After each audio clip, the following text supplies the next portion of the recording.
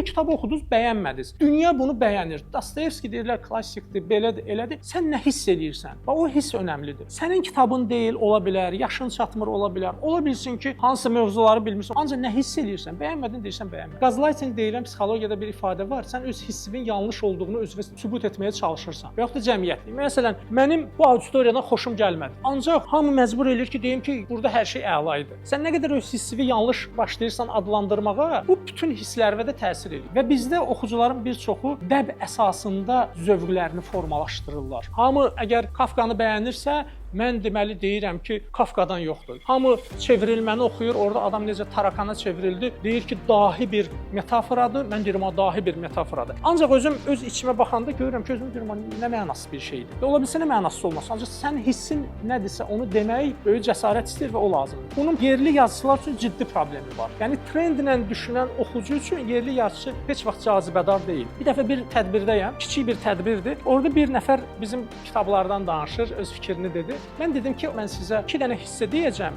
Siz o hissələr barəsində fikrinizi deyin. Yaxşı. Birinci hissəni dedim ki, mən Bulgakovun Master və Margaritadan deyəcəm. Fikrinizi deyərsiniz. Bir hissəni oxudum. Dedilər ki, bax burada mistika belə gəldi, dərinlik bu cür getdi. Gör o dövrdə bizim dövrün problemini bu adam necə qələmə alıb. Qəşəng təriflər oldu. Dedim, indi mən öz Abadon əsərimdən bir hissəni istəyirəm sizə oxuyum. Mən Abadondan bir hissəni oxudum. Müəllim, yox, yaxşıdır, çalışırsınız, eləyirsiniz. İndi biraz yuxarı nəsildir. Ancaq orada bu şey belədir. Bu cümlə belə olmalıdır. Bədii estetik tərəfdən zəifdir. Psixoloji dərinlik yoxdur. Nəsə bu cür başladılar söz deməyə. Fikirlərini bitirəndən sonra dedim ki, mən əslində birinci Abadondan idi, ikinci Master Margaritadan. Siz əslində Bulgakovu burada tənqid elədiniz. Məni isə orada təriflədiniz. Adlar dəyişəndə nəticələr tamam başqa olursa, bu deməkdir ki, sən adlara görə hissini və düşüncəni formalaşdırırsan. Bizə isə dürüst və təmiz oxucu lazımdır. Nə hiss edirsən onu de, bəyəndim, bəyənmədim. Yerli yazıçı da ola bilər, xarici yazıçı da ola bilər. Biz tənqidi yanaşmadığımıza görə, ona görə bloklanırıq. Dediyimiz kimi də trendlə işləyirik. Ola bilsin bəlkə bəzən müəyyən bir vaxtdan sonra oxuyarsınız, onu bəyənərsiniz. Ancaq əsas indi nə hiss edirsən oyna.